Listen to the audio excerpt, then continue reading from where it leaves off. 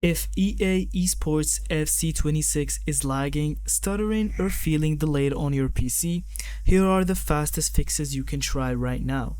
First, open your game settings and switch the rendering mode to DirectX 11 if you're on 12. DX11 is more stable on mid-range systems and removes imp delay instantly for many players. Next, lower dynamic resolution and turn off VSync.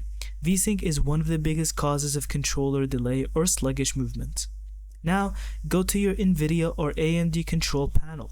For NVIDIA users, set low latency mode to on, set power management mode to prefer maximum performance, and turn on threaded optimization for AMD.